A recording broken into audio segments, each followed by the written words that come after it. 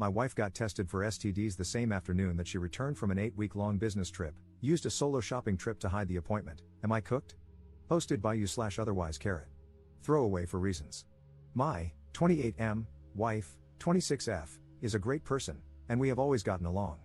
We have been married for almost 2 years and have been together for 4.5 years. We are in a monogamous relationship and have both had several partners prior to our relationship. Every year, my wife goes on a long business trip, typically about 2 months. During this time, communication over the phone and email can be difficult, contingent upon the technological issues where she works. She really enjoys her work during these business trips and usually comes home feeling fulfilled and excited about life. Normally, when she comes home, she takes a day or two to rest and overcome the jet lag, 28-hour travel time and 21-hour time difference. In the following days, we tend to spend lots of time together, segs, dates, cuddling, catching up, etc., because she's been gone for so long. This year, she came home as her same excited self after having had a great trip. In fact, she seemed so excited that she wanted to work on some projects but needed to go get materials from the store. About 3 hours after picking her up from the airport, she said she wanted to go shopping for her craft project and that she would likely spend several hours out shopping. She really emphasized how much time she would need, many hours. I thought this was a little weird, considering she had just come back from a 28-hour flight, hadn't slept, and usually isn't the type to spend more than an hour or two shopping. But whatever, it's fine. About 5 hours later, she came home with a single bag of craft materials. I registered this as strange but didn't really think much of it. I chalked it up to her taking a lot of time to carefully select her materials instead of bulk buying. Over the next few days, she didn't really go through the usual jet lag phase and stayed distant. I thought that was weird but ended up giving her space and just focused on school. About 2 weeks post-return, we still hadn't had sex, despite my advances and lightly prodding the issue, getting it I'm just feeling off and don't feel like it. I found that strange since she is usually a 3 to 4 times a week kind of person, and we had been exploring some new kinks prior to her trip, which we had talked about rekindling once she returned. The first few times she didn't reciprocate my advances, I didn't think anything of it. We've always had a very open no policy and are attentive to each other's needs, whether it's time, tiredness, not feeling it, or needing it now. However, after 2 weeks, the combination of her distance and lack of intimacy felt really off. Over the weekend, she met up with her girlfriends for a day out. During that time, I snooped on her computer. If that bothers you, stop reading now. We have always been extremely open with our phones and social media. We both know each other's phone and computer passwords, and she knows my Facebook login, etc. While she was out with her friend, I looked on her computer. She had left her work and personal email, Reddit, and Facebook open/logged in. So I looked. Nothing out of the ordinary. I checked the recycle bin and found that she had taken some self-nudes with her phone, sent them to her email, downloaded them, and then deleted them, hence their presence in the recycle bin. I thought that was odd. Normally, we would send nudes to each other, not save them on our computers. Maybe she really liked them, she did look hot, and decided to keep them. This got my gears turning because she had been really disinterested in sex since returning but was taking nude selfies in lingerie. I checked the metadata on the pictures and confirmed they were taken recently and downloaded from Gmail. I then looked at her Gmail. Nothing terribly odd there, but anything before 3 days after her return home had been deleted from her inbox and then deleted from the trash folder, not archived. For example, if she came home on the 1st, everything before the 4th was deleted.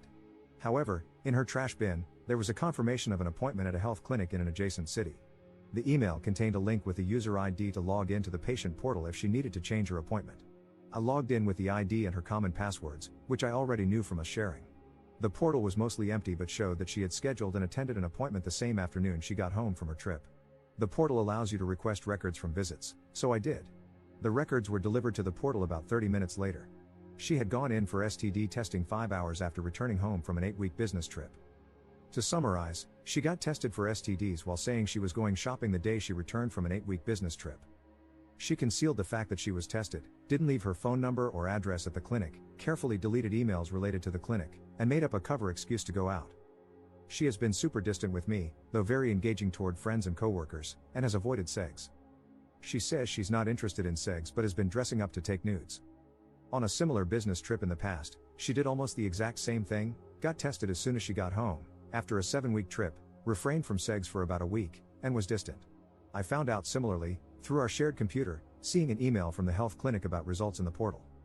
Previously, when I asked her about it, she said she had a UTI and went in for a full STD panel.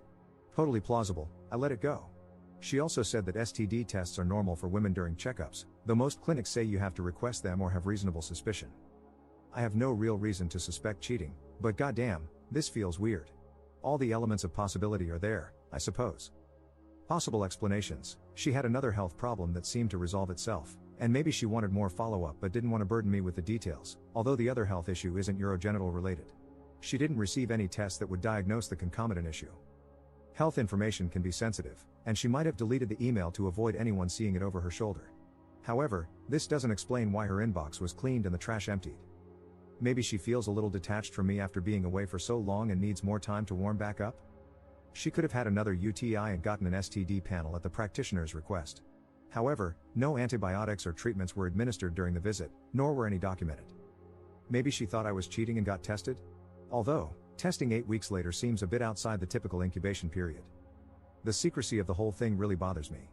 Any ideas on how to approach this topic with my wife or other possible explanations? Edit.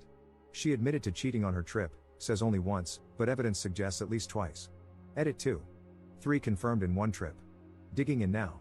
Edit 3. Typical, it was a one-time thing and it was your fault responses. Confirmed at least 3 dudes during her last trip, likely a systemic serial cheater since we've been together. She refuses to admit anything beyond this business trip, even though she exhibited the same behavior 2 years ago. She refuses to be honest and claims she wasn't going to meet anyone on her current solo camping trip. I know otherwise. I keep catching her in lies. Filing papers now. Edit 4. It's at least 4 now, 1 on her first trip 2 years ago, which is why she took the STD test then. A mutual friend knew about it and kept it secret. This happened days or a week after we got engaged. Update 1 month 3 weeks later. Hey folks, I'm at D-Day 55, and I wanted to share a little bit more of my story and just talk it out. It gets a bit lonely at night, and that's when my gears start cranking, without the noise of the day to keep up distractions, so writing it out and clearing the air is perhaps cathartic. My wife and I have been married for 1.5 years, together for 4.5. We are both graduate students. I'm working towards my MD/PhD in genetics, and she is working towards her PhD in microbiology. No kids, few assets, not much debt. Here's the backstory if you'd like more information. My partner secretly got tested for STDs the day she returned from a long business trip. I found out, confronted her, and she admitted to sleeping with 3 people on the trip and 1 person 2 years ago. Luckily, we study at different schools. I'm on the West Coast, where she was residing with me and working remotely, and she studies at my undergraduate institution in another state. When I found out and confronted her, she was on her way back to her school for lab work and committee meetings. So our communications were largely conducted via text messaging and email. She was too much of a coward to speak to me on the phone.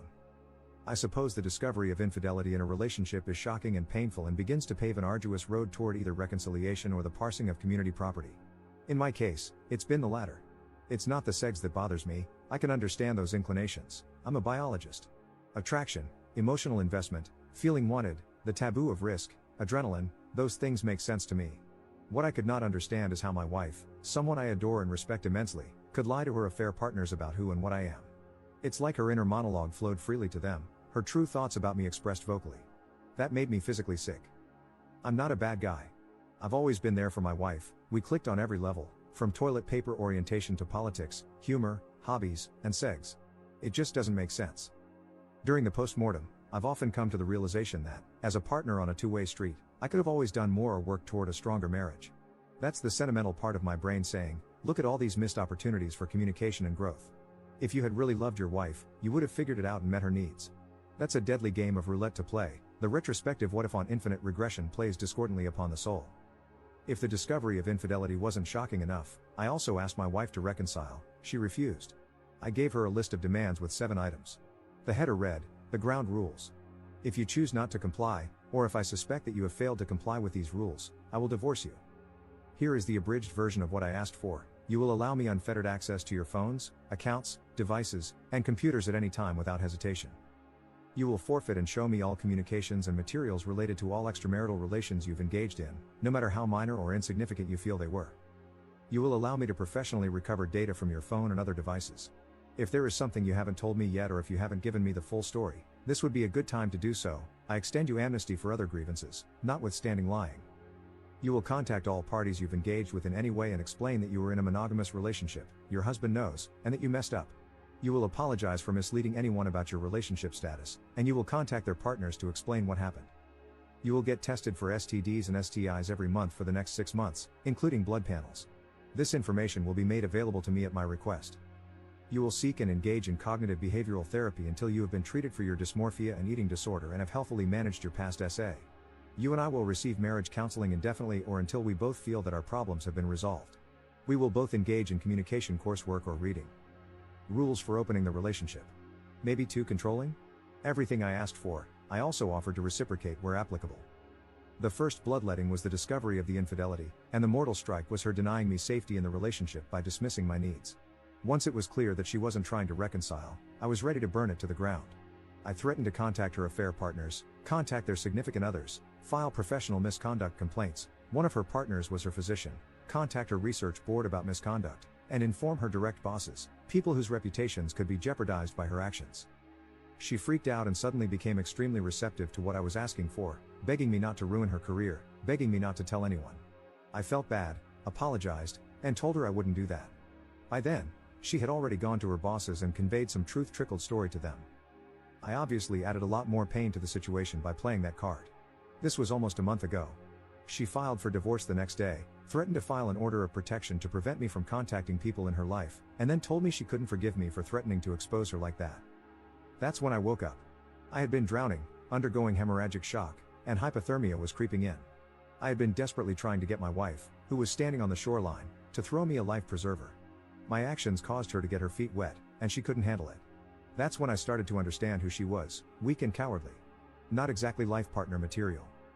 A few weeks later, I had a realization, it's like she died. That's what the pain, emptiness, and anger feel like.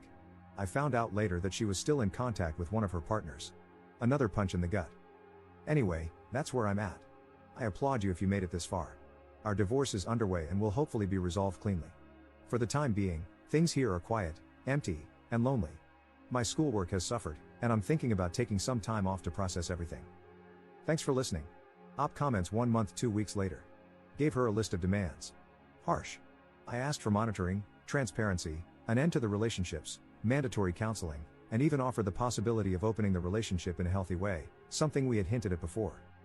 Initially, she said she would work on everything. Then she did nothing for over a month. I pressed her to be proactive, nothing again. I got fed up and threatened to expose her to her multiple affair partners. She didn't like that and filed for divorce instead. Edit. I should mention that I dropped the monitoring. No one wants to babysit their significant other and constantly parse truths. I stupidly asked to reconcile again. She needed time and wanted to date other people. Best thing that ever happened to me. Don't need that kind of crap in my life.